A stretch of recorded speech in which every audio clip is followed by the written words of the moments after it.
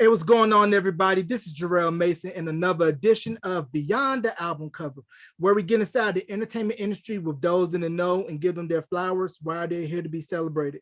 So with me on today's episode, I have a person that's been in every sector of the gospel music industry for years, working for various labels on the PR marketing side. She's the founder and CEO of the Bellamy Group, which helps independent artists, regardless of genre, and also faith-based and nonprofit organizations, get your brand out there.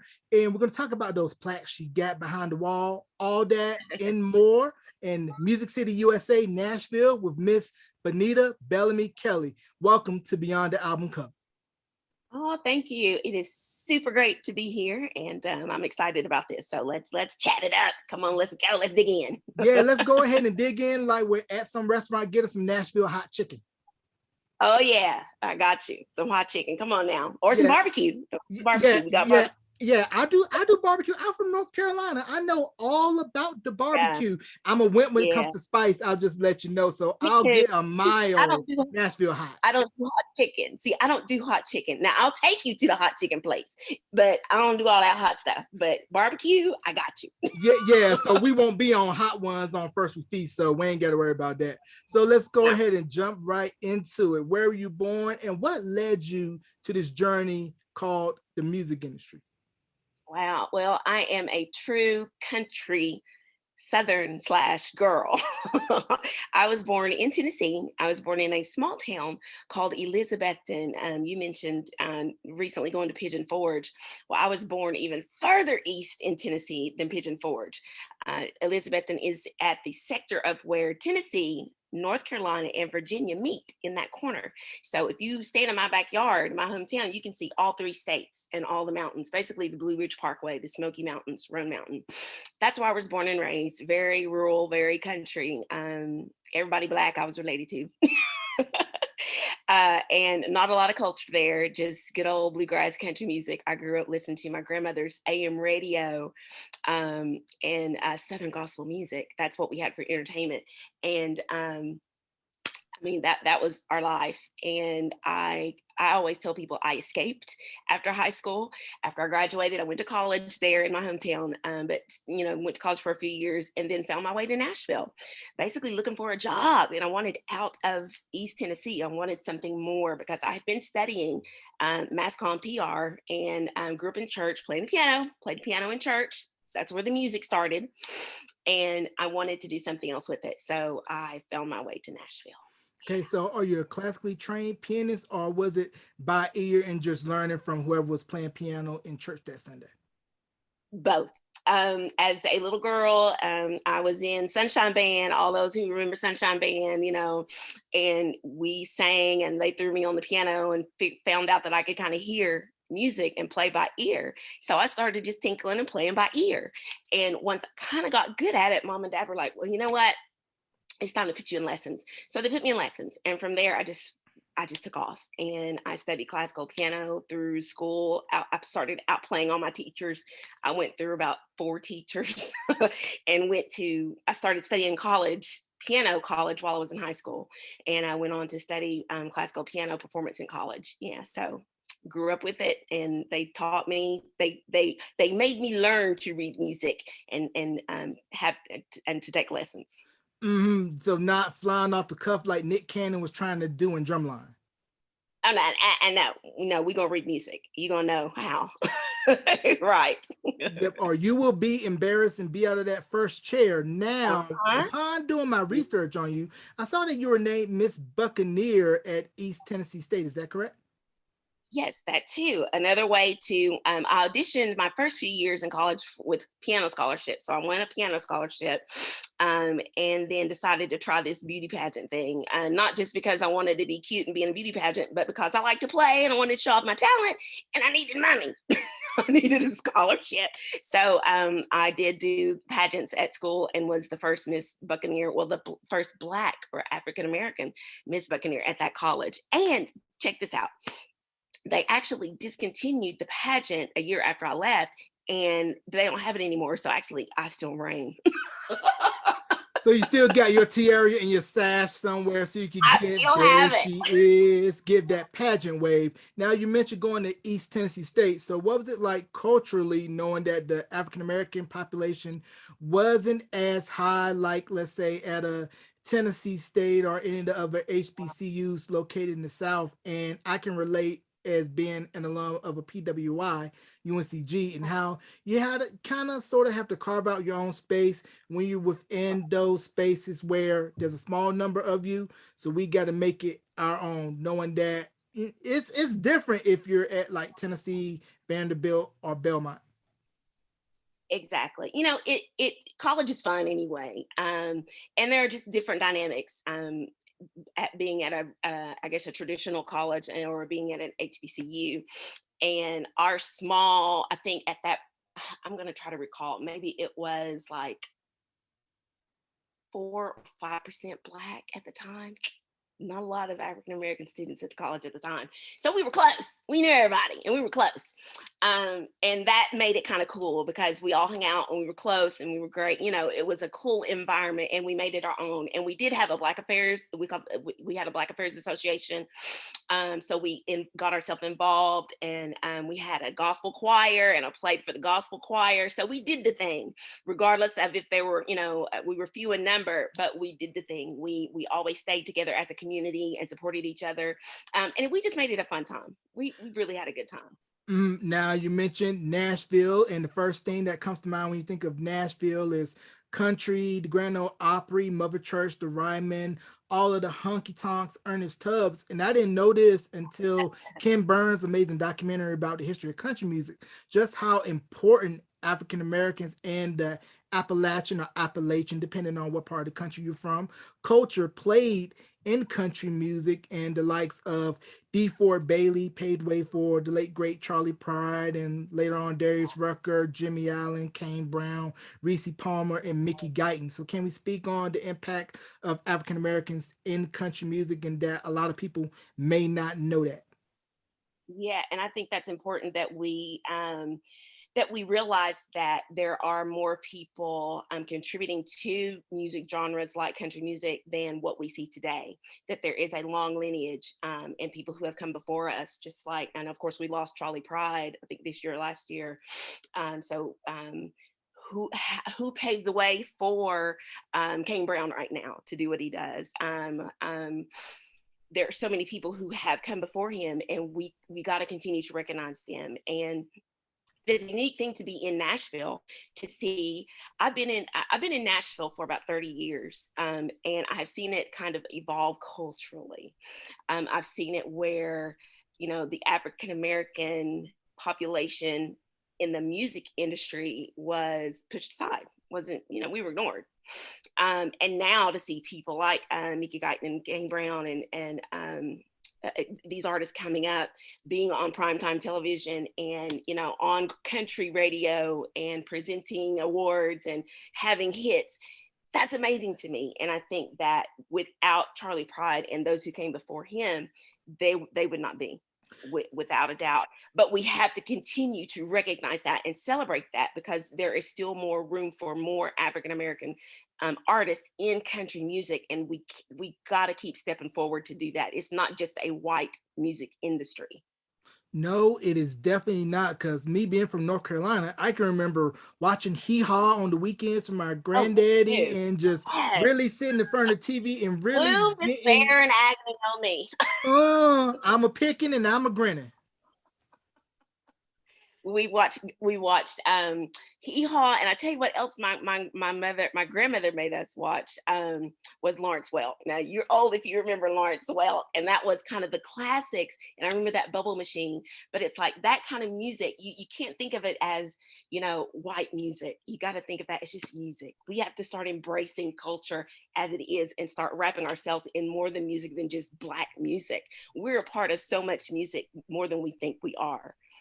Yes, we definitely are. It's a gumbo of different influences, but when it comes together, it tastes oh so good. Because you look at the modern day country artists like we mentioned, Kane Brown, Mickey Guyton, Sam Hunt, Florida Georgia Line, Casey Yeah. Musgraves, Kelsey Ballerini. and how those artists are blending genre lines between pop, rock, rap, Right. R&B. Look at Taylor Swift. Gospel, She originally started off as a country gospel, artist and then made the full right. leap to pop.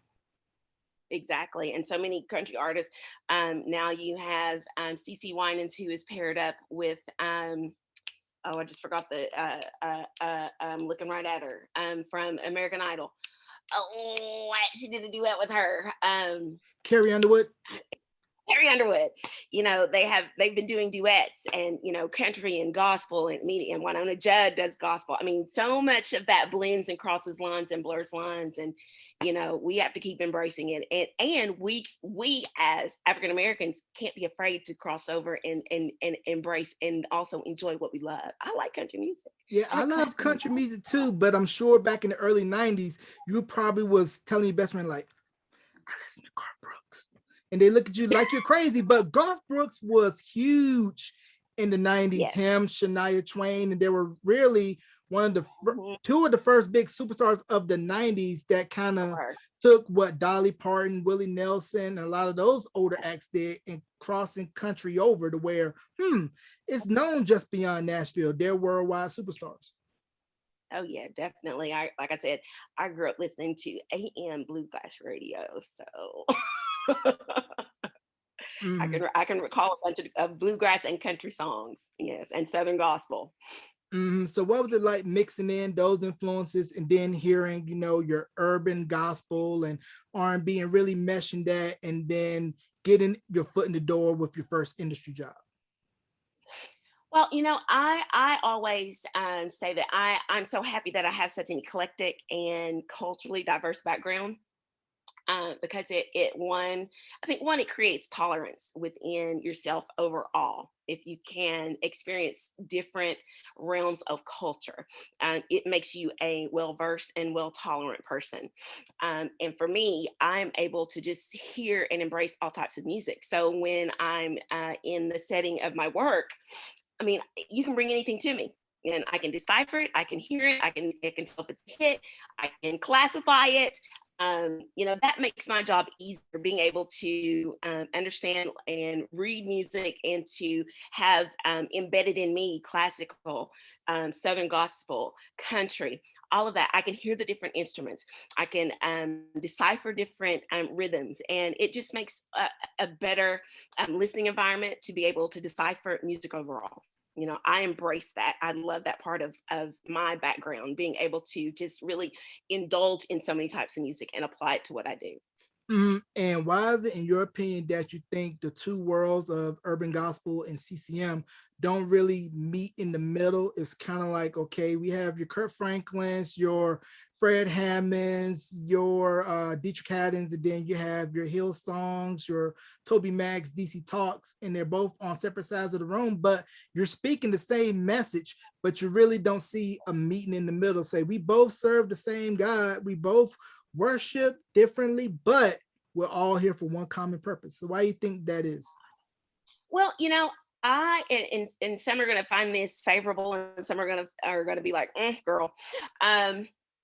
I don't see that they're. I think we overthink and over. I don't know the word. I'm gonna say over exaggerate, but I think we overthink that meeting in the middle thing, because here I say that because when we think about classifications in music, every genre does it. Even reggae has different. They have soca, they have reggaeton, they have different classifications of reggae. You have different classifications of jazz. You have classic, you have smooth jazz, you have the standards. You have different classifications of pop, of rock, of all these different genres have different classifications. That does not exempt Christian music. So, therefore, there's going to be a separation of urban gospel music when it comes to Kirk Franklin, Yolanda Adams, and Fred Hammond, and worship and CCM when it comes to Need to Breathe and DC Talk and Lauren Daigle. It's different classifications. Yes, we are talking about the same, the one, the Almighty, the one God. That language always meets in the middle. That's never going to divide us. That never divides us. When we come together on stage, we can sing about that one God. But when it comes to the music industry part of it, where there's a classification of genres, it's going to be separated. And I think sometimes we overdo it just a little bit. And why can't we all just be one genre? Well, then we would have one big radio station. I can't log on and just turn to Sirius XM, Kirk Franklin Praise, and listen to Deidre Haddon or so-and-so. I would have to listen to everybody. Not everybody wants to listen to that. I have my cup of tea, what I like to listen to. Everybody doesn't like country. Everybody doesn't like, this, that. So there's always going to be this classification of genres. Now, on the flip side of that, I am a big advocate for one voice in gospel music, because we do tend to segregate. Now that's different. There's a difference in segregating and being classified and classifying our genres. When we talk about white and black, we need to stop that. Just like Black people can't do country. Who says? Black people can't do CCM. Who says? White people can't do gospel. Who says? That's where we need to stop.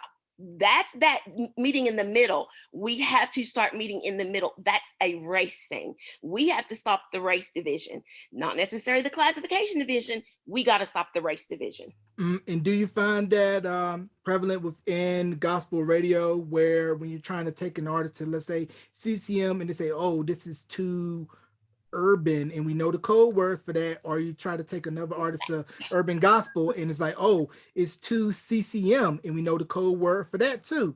So how do you try to combat that in the industry when promoting artists? And again, we do run into that, and you have to know, and I just kind of dealt with that recently. An artist had a gospel song and wants to take it to CCM. Well, I started out my first job was at EMI Christian Music Group, which was a hub for EMI Gospel, Sparrow Records, Forefront, all these record labels. So we had Black Gospel, CCM, Worship Together, all this music in one. So I learned by working at the gospel label what CCM would, could, should, ain't gonna do, especially when it comes to radio. So this gospel artist had a song, but it was not CCM. Now, there's a sound to CCM, just like I'm saying, not a color, but a sound, just like there's a sound to reggae. Everybody knows that reggae beat when you hear it. I'm not going to play a reggae song on the smooth jazz station, am I?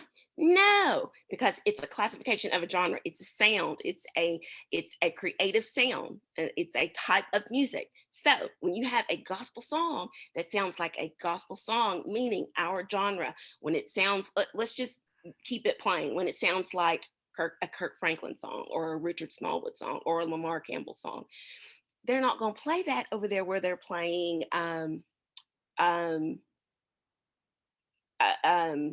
Need to Breathe, like I said, or Lauren Daigle or Carrie Job. It's a different genre. So I can't take that song of it. It's a genre, and radio is divided up into classifications, not into color. Unfortunately, that's again that topic, color. Radio, just like you turn your dial, you look for the hip hop station if you want to hear rap.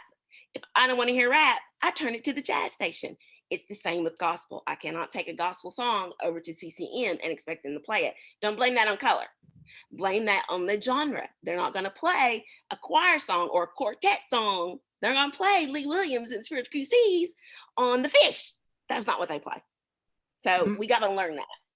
Yeah, that'll be the day when I hear some Williams brothers on The Fish or some Jackson Southerners. Like, what in the world is going on here? The Mighty Clouds. Mighty Clouds of Joy. Or on the other side, on Urban Gospel, you'll probably hear Newsboys or Lauren Daigle. And you're like, man, this feels like the early days of BET when Elton John and George Michael were getting airplay. And speaking of BET and Video Soul, the Winans family, they were really one of the first families of gospel and acts. And I should also mention the Clark sisters, and then before them, Reverend James Cleveland, the Hawkins singers, Bishop Rance Allen and his brothers, and what they were doing, and how those predecessors were really the first to really take gospel and R&B and really meld that into what we now know as urban gospel, and also can't forget to mention Sam Cooke and the Soul Yeah. Stirrers and so on and so forth. But back to the Winans. Personal story for me. I can remember being 5 years old, 1990. Dad had a Honda, and he had the cassette for the Winans Return album, and it's time. And me being a big R&B fan and knowing Guy and Teddy Riley and seeing his Oh, name, Bernard Bell, and I'm like, this sounds just like Guy, and how it really piqued my interest and say, gospel doesn't really have to sound boring and traditional. It can sound just like what I'm hearing on the radio, like I'm hearing Guy or New Edition or Jodeci. yeah, exactly. And I remember that, man, that was the jam. How about that? And I think that's great that we as a genre can be so diverse in what we sound like, from a hymn to, He Looked Beyond My Fault and Saw My Need with piano and organ, to, a mix or a remix with Teddy Riley or Missy Elliott, because, we can have it. We can, and people can't be afraid of that. Make a joyful noise. Well, everybody's joyful noise is different. It could be a country joyful noise. It can be an R&B joyful noise. It can be a rap joyful noise. Just make a joyful noise as long as you were making it towards the Lord. So I love it. I love it that our music can be, a club banger. And I mentioned the Clark sisters and how I was so glad everybody got to see their influence not only in gospel but R&B, and the influence of their mother, the late Dr. Mattie Moss Clark, and how if you listen to pretty much any R&B singer or R&B girl group in the 90s, from Escape, who covered "Is My Living in Vain," SWV, Faith Evans, Yes. how they were probably bumping Clark sisters. Church, yes. And you talk about R&B music. If you really break down, I would probably say I'd say 2/3 or even more than that of the R&B songs, church. Yep. Gospel. It falls back to the roots of gospel. I mean, you can break it down to a hand clap, put a hand clap on it. R&B music, it's gospel.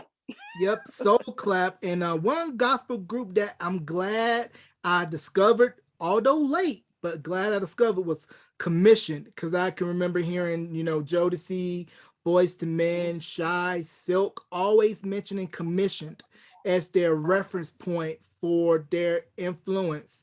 And I had a chance to interview Mitchell Jones from Commission, and I was like, man, you guys really paved the way and modernized the sound for a lot of 90s R&B groups. Even KC from Jodeci, when he was singing on "I'm Still Waiting" on "Forever My Lady," he did a run from "Running Back to You," and how if you put on a Commission record now, you could say "Close Your Eyes" and you wouldn't know that these guys were gospel, because their vocals, their blends were pure R&B. And same thing goes for Take Six. Yeah. Yeah. Well, a lot of people get they pattern themselves after gospel artists, and I can remember doing the same, thinking I could harmonize like, or figure out how to play some of the songs that Commission did. And, just that type of style. They were trendsetters, moving that over. Like Andre Crouch was a trendsetter. Commission was a trendsetter. That sound and that style broke barriers, and for us to think that our music could sound like this, not just like a hymnal, but Commission, they're doing this kind of harmony and this kind of beat, man, blew everybody's mind. Right. Yeah. So what was it that took, let's say, the older traditional, or should I say seasoned saints of the church, to say the music of the church don't have to sound like it's in the four walls. It could be outside the four walls. You got to meet the people where they're at. And if it takes maybe using a sample or a beatbox, then by all means, if it gets you closer to him, do it. Yeah. Well, I think for everybody has their own preference and style. For me, I love hymns. I love some hymns. On my worst day, a hymn can get me through. But I am a rap fan. Also on my worst days, I need me some rap and just some good music. So I think it is that what I've seen, and I work with a lot of hip hop artists. One thing that I've seen the church embrace hip hop artists is that hip hop artists, they're serious about it, and they're not just out there making beats and doing this. It's not a game to them. A lot of my rap and hip hop artists are pastors. and they're ministers, and they're out there really working hard and doing street ministry. And I think that's part of what has really helped the church embrace a lot of the new music, or the younger demographic that is doing the more R&B and hip hop and rap music, is that they see them actually working for the Lord. And I think that's the key. And it's just, honestly, just give them a chance. That's what they really needed, is just give them a chance to show them what they can do. And a few churches have allowed them to do that. And, the door's open, and it's opened some eyes as well. Yeah, just as long as they don't try to put a Christian rap to either Nuck If You Buck by Crime Mob or No More Playing GA by Pastor Troy. Because some people that were saints will go sanctified and relive their club days if that beat comes on inside the church. I can throw you some heavenly bows and have you go see your maker if that drum roll comes around. Now, we mentioned the Grand Ole Opry earlier and its influence in not only country music, but just music overall. And for those of you that's been living under a rock for a decade and don't know what the Grand Ole Opry is, I would compare it to what the Apollo Theater is for soul, for R&B. The Opry is the Mecca for country. Anybody who's anybody in country has performed on that stage. But here's the kicker. In order to be a member of the Opry, you got to get invited in. Yep. Sure do. Yeah. And it's legendary. Like you said, you have to be invited in by current members. And those members are like Garth Brooks, Reba McEntire, Dolly Parton. Those are the members of the Grand Ole Opry. They are legends that are members of the Grand Ole Opry.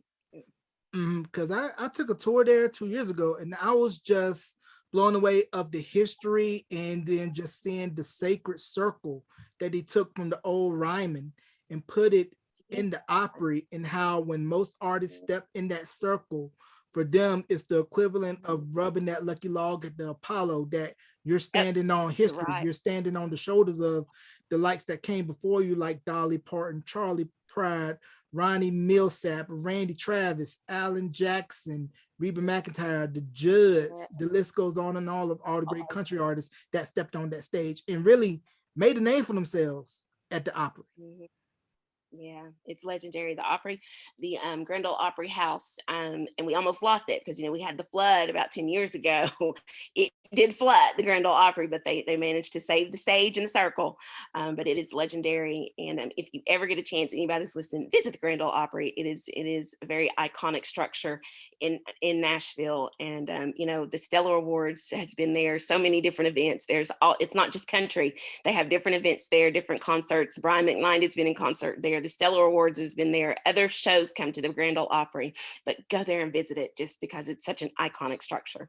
So what is it that you think is about Nashville where a lot of young songwriters want to come, cut their teeth, try to get on Music Row and perform at the honky tonks and really become the next Chris Stapleton or Jason Aldean or Luke Combs?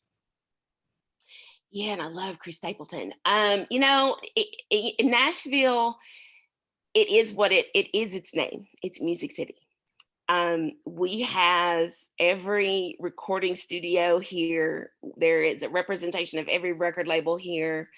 There is a bar, a juke joint, something on every corner downtown. Music exudes here. And if music is here, then the record execs are here. Songwriters, musicians, singers, they all flock here because this is where you can network and find yourself and maybe find a record deal. Talent gets found here. You could be at a country bar or in a jazz club. We've got some cool jazz clubs here, or in church. And you never know who's going to be in the audience because everybody here seems like, every other person works in music. So you never know who you're going to be singing in front of or playing for. And that's how people get discovered. I think Chris Stapleton got discovered in a bar like that. So people flock here because the chances are so much greater of being discovered here. And there's so many opportunities to play. Now you can even hear people in the airport. We have I think there's 3 or 4 spots in our Nashville airport where there's music, live music. every time you coming in and out of the airport, there's a artist, and it's not country. I know one of my friends, Sonia Tompkins, sings. She's called the Jazz Girl. She's in there sometimes. It's from jazz, the gospel. From as soon as you hit the ground in Nashville, you hear music. So people come here because it is Music City, USA. You can be discovered here. You can discover music here. You can record, release, whatever you want to do. You can find it here. All the resources are here, from record industry, the record execs, to the studios, to the publishing companies, to the live bars and restaurants and clubs, to the big venues like Bridgestone and the amphitheater. We've got them all. So people come here.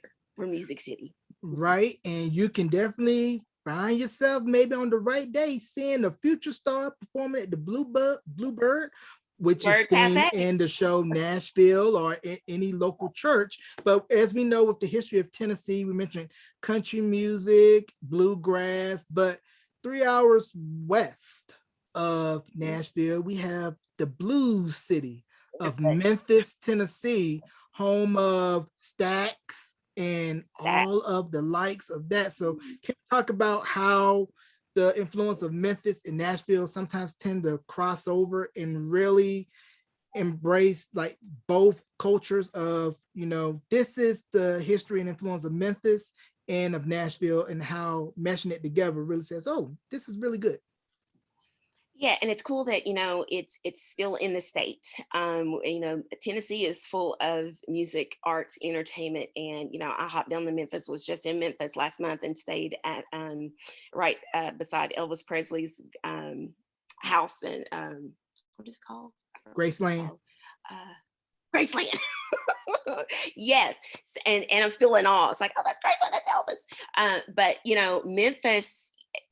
There's no place like Memphis. Memphis is, of course, the mecca for blues and soul music. You can go when I go to Memphis, I won't say this, but it makes me feel more Black because it's like you got that soul music, and you got blues, and you got good food, and you've got the African the museum, the Martin Luther King Museum, the Lorraine Motel. It's like I find my cultural roots in Memphis, and there's great churches in Memphis. Memphis is, I think it exudes.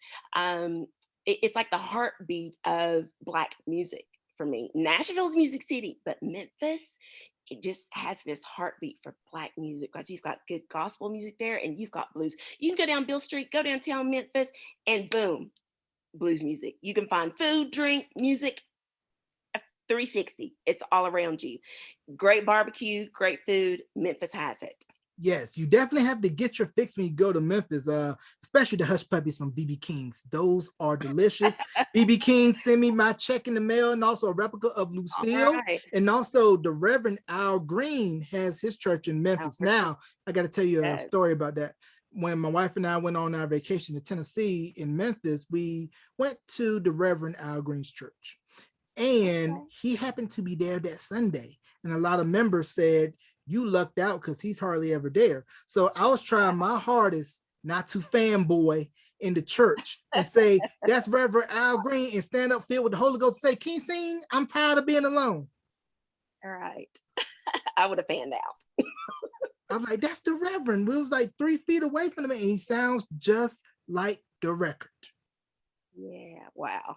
I bet that was a great experience. Never been to his church. I will have to do that sometimes. Yeah, it's definitely great. Stax Museum is great. And they had Isaac Hayes' Cadillac in the museum, and also his Oscar from Shaft, and just a lot of artifacts. And like you said, Memphis is rich with music history, rich with soul, and how BB King, Rufus Thomas, we can pretty much go down the line of all the artists on Stax, pretty much introduced raw soul music nationwide. And it was definitely different than what Motown was doing. While it was urban, Motown had that pop sheen to it. Right. Yeah, Motown, and I was fortunate to visit Motown in Detroit, and that was an incredible experience. But that's a whole different. We could talk on Motown, all day long, but it kind of a flip from Memphis. It's a whole different look at it, but more of, like you said, a structured sheen, more of a commercial polished look to it. But Motown is legendary. You cannot touch Motown. No, you definitely cannot touch that. Now, I want to go back into gospel and talk about Kurt. So, what was it about Kurt Franklin and his style and sound when he debuted that pretty much not shake gospel to the core? That's not what I want to use, but got gospel out of that being, it has to be by the book, because I knew that once I saw him on Soul Train on BET and once Stomp got airplay on MTV, that okay, he really perfected the formula that his predecessors started and took it into overdrive. Mhm. Yeah, I mean, and I hate to use the term out of the box, but he came out of the box, and wasn't afraid to do it, for one. And um, one of my kind of mentors, Vicky McLeod, who signed him to her label, who kind of helped Kirk be discovered and discovered Kirk, they really went for it. And I don't think it was all projected and planned, because they'll tell you it wasn't, but he was just being Kirk. He was just being who he was. And that's one thing I tell artists today. Don't try to be what we already have. We have that. We got that. Be you. What if Kirk decided he was going to be like Richard Smallwood? Kirk decided to be Kirk Franklin. That got him out of the box. That started something new, like a revolution for real, because he had a specific sound. And just like today, we have modern artists like that, like Molly Music, who I've worked with. Told Molly, don't try to change being Molly Music. Be Molly Music. Nobody was sounding like Molly Music. Out of the box. If Kirk Franklin did not continue to be his original self, I don't think gospel music would have progressed the way it would have progressed today. Would we have Stomp being played in the clubs? No. Who did that? Kirk Franklin started that, you know? So I would say to that, even talking to artists, be genuine, be who you are, even if it sounds different. Don't try to pattern yourself off of what we have. That's what creates trends and breaks trends and brings people outside of the box. That's how Commission started. That's how Kirk was launched. Yolanda, be you. Continue to be original, and you'll see where that takes you. That's how music evolves. We need music to keep evolving. So be genuine, be original. And I find being yourself, but also, since the music industry, it is a business first, you're in the business of looking at numbers and metrics and demos and try to figure out what sells, but at the same time have authenticity, but also critical and commercial acclaim, which is a slippery slope. So how do you try to balance that with a lot of the newer school artists, especially now given the age of streaming and social media, and how you constantly have to be in everyone's face and put out content because it's here today, gone by the second? Yeah, well, still be genuine, be who you are, be original, but there's still a formula to this. You cannot bypass the formula of the music industry. We still look at numbers. We still have to promote. We still have to market. We still have to do publicity. We still have to do radio. All of that contributes to it, regardless of how original you think you are, and how out of the box you think you are, and how one of a kind you think you are. And no matter how great of a hit you think you have, it still has to be promoted. Even more so because now, used to, we had albums and we could sell 40,000 units in a week. We ain't doing that right now. We're doing singles and EPs, and we're streaming, and you're getting cents. As it relates to, used to, we got dollars. Now we're getting cents. So we have to think about how we're promoting and marketing our records. Is it more? In a sense, yeah, we are doing a little bit more, but it's a little more strategic. Now, and honestly, I can even say it's a little more cost effective. A lot of social media for the most part is free. It's free. Facebook is free. Twitter is free. Instagram is free. So for, artists to say they don't have a budget for it, well, if you ain't got a budget for free, something's wrong. So, we have to think about how we're promoting this digital music. Part of it is through social media. Is that the only thing we do? No, because everybody doesn't buy music on social media. Social is what it is. We socialize. We don't go shopping on social media. We socialize. Social media is a part of that. So we still have to do the core of marketing, radio, promotions, digital advertising. We're buying banners, we're doing e-blasts, things like that, because it's digital music. People are consuming. They're not going out to Walmart and buying a CD anymore. Barely making CDs. It's on a phone. It's on an iPad. It's on a device. So we have to think about how we're getting we've got to meet people where they are. Everybody is on this 24/7. This is how we market music now on these phones. Yep, and no more in-store signings, if you can remember those. That's when you used to be in a long line at a record store and wait for the latest album to come out, and then the artist would be in the store and they would do a sign or maybe a promo run at your local malls. Yep. Those days are long gone. And how does radio try to find itself in the digital age where kids nowadays are like, you mean to tell me it got to sit and wait maybe 15 to 20 minutes for this song to be played while I can go on my phone and get it now? Right, on Pandora or Spotify, exactly. And and that's a great thing, sort of. It's a great thing that you can have so much accessibility and that you can pick and choose what you want. But it does make our job kind of hard, because that there's a push and pull to marketing. We want to push it in your face. We want you to, we want you to hear it, but I can't push it if you can go select it. I can't make you listen to a song. So we have to, there's where that frequency of advertising gets into play. Have to continually be advertising. So hopefully you'll see it come down your Facebook stream. You'll see it on an ad in between your video games. You'll see it on some type of ad on YouTube or anything like that. That's that digital marketing where we have to intensify our efforts, because not everybody is going to automatically go or automatically hear something. Sometimes we got to push it and make you find it, because everybody can select what they want to hear. If I don't want to hear Ziel or Yolanda Adams or Dorinda Clark Cole, I skip. What do? I skip, right? Skip it. I don't want to hear it. I want to go to something else. We go find our favorite songs, and I have my favorite playlist. And that's another thing, playlisting. It's like there's a fight to be, get on playlists. Playlist is a big thing. Everybody wants to be on a playlist. You've got Spotify, iTunes, and Pandora playlists. They're so popular right now because people enjoy playlists. They don't want to hear albums. They want to hear their favorite songs.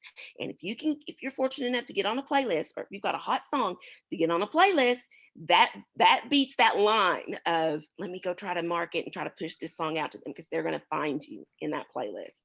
And that leads to my next question. What led to the formation of the Bellamy Group, and how for independent artists it's kind of tough to really get your foot in the door, where unless you have that major label backing or that machine, quote unquote machine, backing you, it's almost like a tree in the forest where nobody's going to hear you if the right people or the right places don't get you exposure. Yeah. I started out at record labels, so I have a career at being at record labels. I started out at EMI Gospel. I was there for about 5 years. I worked went into mainstream music, worked at Sanctuary Records at a reggae label, worked there for 2 years, and then went to E1 Light Records and worked there for a few years, and then decided that was that shift when digital music kind of hit us in the face real hard, and labels shifted and didn't kind of know what to do. Honestly, that's just the truth. We know what to do. It's like Rhapsody, MP3, what's that? We didn't know what to do.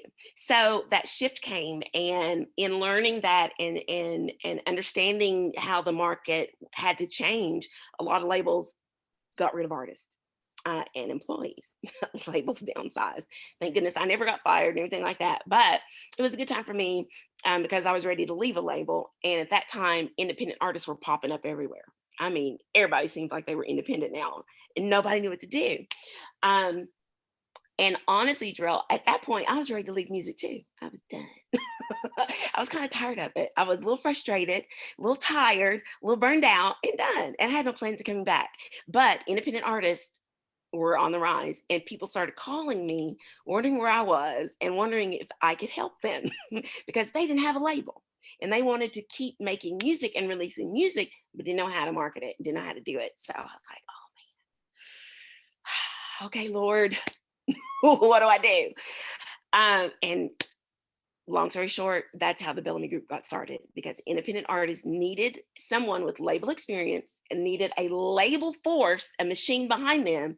And at that time, nobody was doing it. So I started the Bellamy Group, and I kind of act as a label for independent artists and do all that work that a label would do.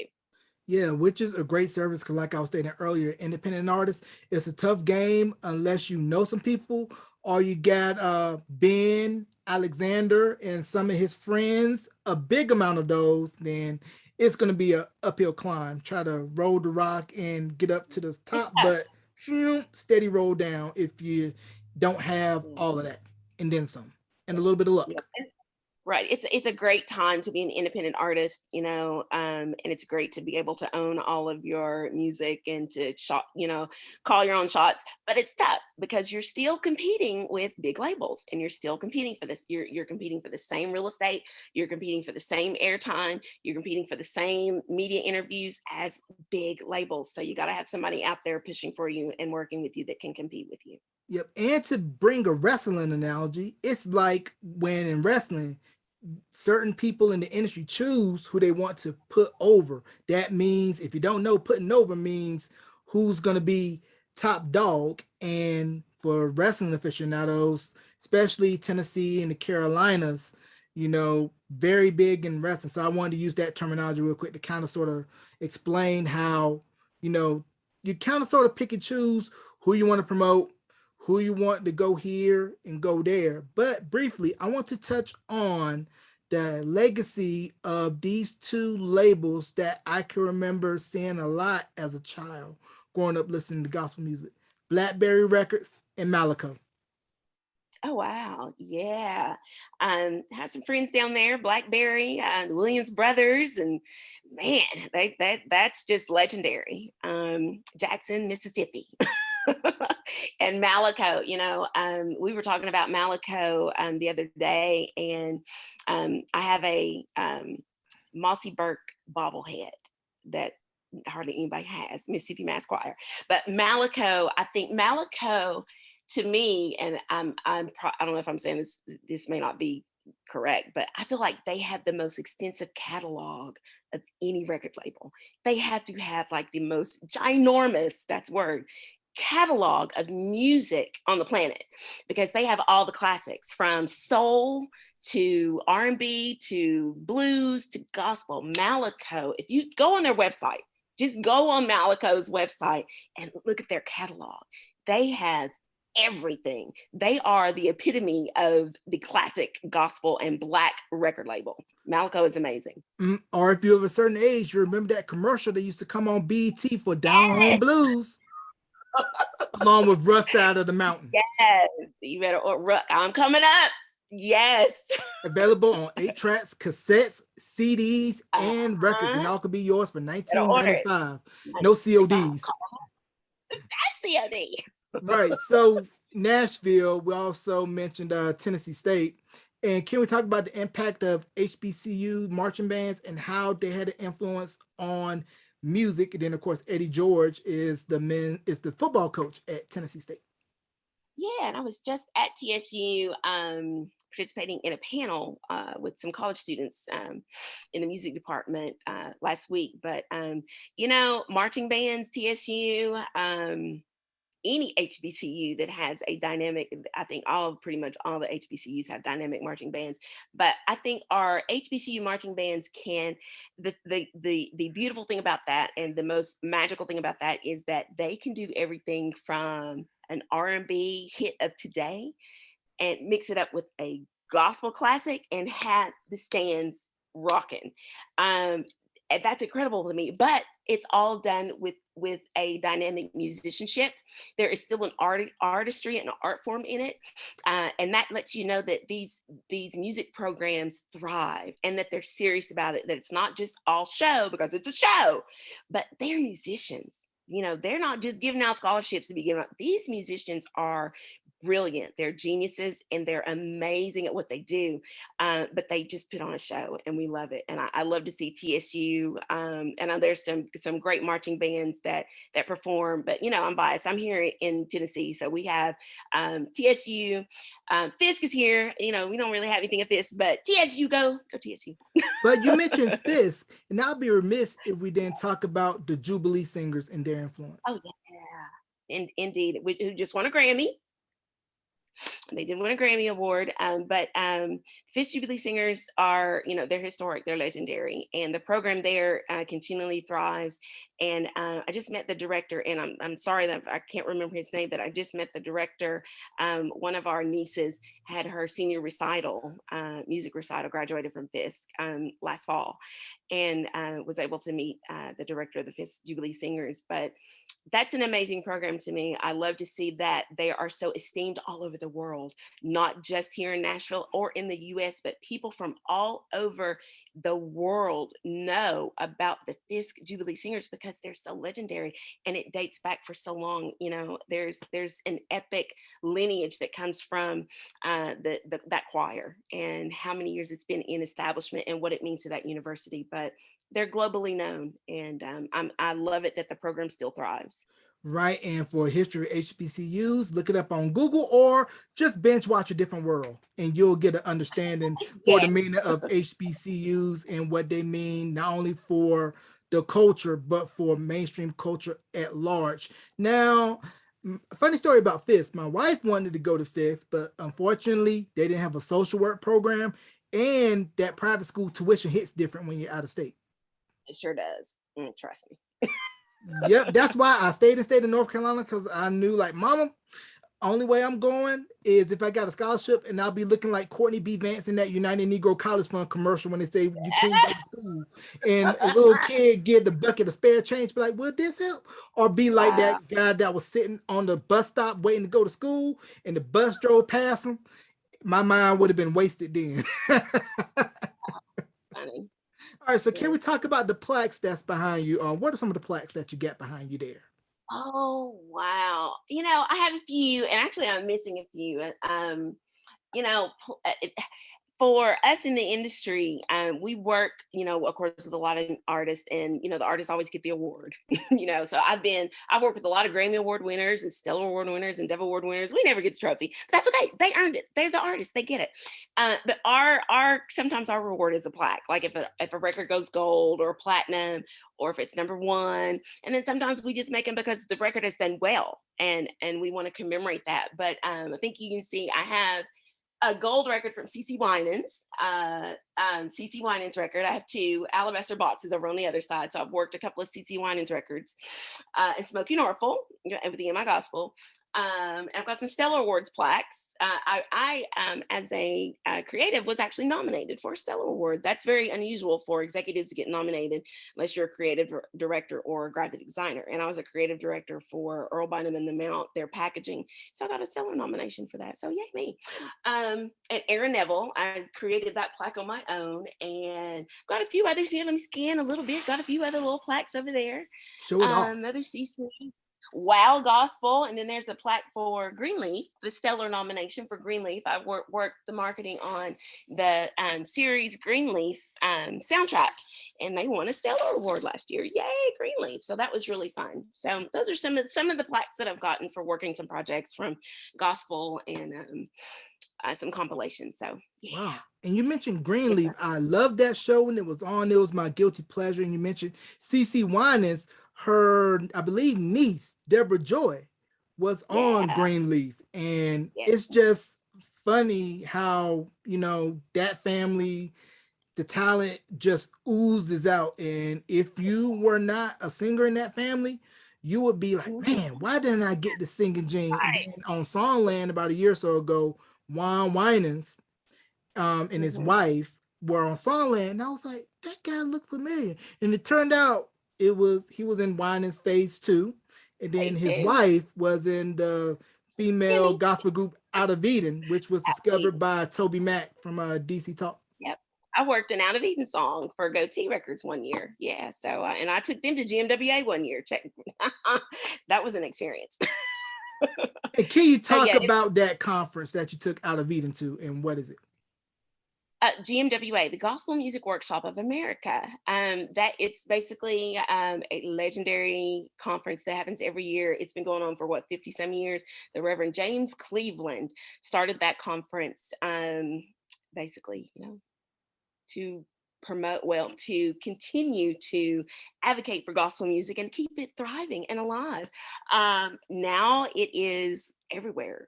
It travels around the country every year. It'll be in a different city. People come from all over the world actually to come to GMWA. They have different chapters in different states and cities.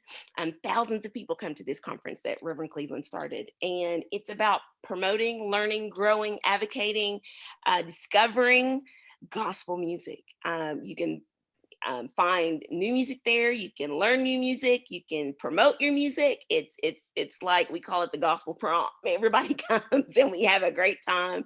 And it's about really just making sure that gospel music keeps thriving. And it's a great conference. Right. And the only thing that's missing, if it was like an all-night lock-in, because remember how back in the day, if you went to watch night service and they had the youth lock-in and y'all staying till 8 o'clock at night. They haven't.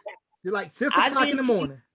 I have been to some concerts that we went all night. We got home at like 4 o'clock, 5 o'clock, and the quartet night. I remember taking the Blind Boys of Alabama one year, and we were like, no, we got to go, because it was like 3 o'clock. We were like, nope, we out. They go all night. So you put up your church finger and you made an exit stage left.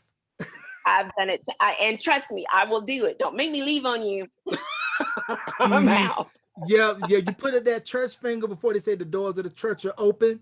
And there's a certain decorum in the church. Now, the one thing I do miss, like you were stating, how independent artists and social media and how there's really no room for artist development, how a lot of artists kind of cut their teeth going to that small hole in the wall church, performing at a tent revival out in the middle of a dirt lot with a tent, and we can't pay you in money, but we'll sure pay you in a I'm not getting home to 7 o'clock Sunday dinner special. Right. Sure will. They'll give you chicken dinner. They can't give you no money. Can't buy your record. But yeah, and back in the day, that was artist development. Traveling around, ministering, singing, performing at churches, every church, every tent, revival, everywhere. And today it's still part of it, but we don't do it enough. It's and artist development. Labels used to do it, and now there are very few labels. So it's a missing thing. And part of what I do is artist development, because a lot of people think they're ready for this industry and they're just not ready. And so we take them around the churches, small, medium, large, and have them performing. And I've had them perform at coffee shops, at rodeos, at basketball games, wherever. Doesn't have to be just church, but wherever you can get that practice in, being in front of people and performing and perfecting your skill, perfecting your class, being comfortable in front of an audience, learning how to work the stage and learning how to talk to people, doing radio interviews. That's artist development. You've got to learn to be able to navigate any type of crowd, any type of situation. And you could do that from the Pentecostal church to the Church of God in Christ to the Methodist to the Baptist. You could do that. Now, we don't do that as much. Nope. And you got to learn how to be able to play at a spot where you got no music, where you have music. You have a big stage, you have a small stage, you may have a cordless mic, you may have a mic that had that little bit of slack, and you got to learn how to work it just right so that way you don't trip over the cord. Yeah, you may have a piano and you may have a keyboard, you may have just the tambourine. Or you may just have with a track, and that track don't work in the little Methodist church. You may have to just go, they say acapulco, acapella. So you have to be able to, that's artistry, knowing how to handle situations like that. And it happens to the best of us. It happens to, artists where you never know what'll happen. So you got to be ready and learn how to really navigate a crowd. So it's pretty much your way of getting your reps up. So by the time you get to the big stage, you're already ready. And before we wrap, can we talk about current projects that you have from the Bellamy Group? Sure. If I can remember, let's see. Ben Tankard, my jazz Hall of Famer, jazz man Ben Tankard, has a new album called Shine, and a couple of songs on gospel radio and jazz radio that are doing well. And I have Dawkins and Dawkins, who have a new album out, Never Gets Old, Volume 2. They have a new single at radio, Come By Here. And let's see, who else do I have? I've got a bunch of independent artists that you can see on our Facebook page that you can check out. And Earl Bynum, who is another longtime client, is always releasing music. Have some new music from Earl Bynum. San Franklin. I have a record label that I consult called Ena Music Group, and they have an artist, San Franklin, who's here in Nashville, and she has a new album called The Free Project that it's really great. And also on Ena Music Group is Zach Williams and One Accord, and they just released a new single last week called Jehovah Jireh. So it's a whole bunch of music. If you go to the Bellamy Group Facebook page, you can check out a bunch of all of our new songs and albums and artist music and videos. Yeah, definitely do that. And any shout outs you want to give, plug your social media and where folks can find these projects. Yeah, shout out to everybody in Elizabeth, my hometown, mom and dad, whoop whoop, and my brilliant, amazing, handsome boo, my husband, Kevin Kelley. And you guys can go find everything about the Bellamy Group and me. Social media is the best place. So Bellamy Group on Facebook, Bellamy Group on Instagram, and Benita Bellamy. All of my social media is there, Benita Bellamy or One Benita. And, you know, any questions about the music industry, I'm always open to answering questions. I do that a lot. I teach a lot of classes. I mentor. Like I said, I was at TSU last week doing a session on the music industry. So if you ever have any questions about the music industry, let me know. Just hit me up, send me a message, DM me, and hopefully I can help you. Yes, it goes down in DM, not in that way. Mentoring and helping goes down in the DM, not that other stuff. We're gonna leave that to those that are in the Saturday night, early Sunday morning backseat in the church crowd. You know what it is. You know how they do. So you can catch this interview wherever you stream your podcast and on my YouTube channel at youtube.com/Beyond the Album Cover. And I personally want to thank you for coming on and bringing to me Dawkins and Dawkins and Cynthia Jones, whose interview will be out by the time this airs. And any other acts that you have, feel free to send them my way. Ladies and gentlemen, once again, Miss Benita Bellamy Kelley of the Bellamy Group and Jack of all trades, master of none. Miss Kelley, thank you so very much for coming on to Beyond the Album Cover. I've enjoyed this. This has been great. Thank you so much. And I appreciate you taking time for all of our artists and clients. Appreciate you. No, thank you.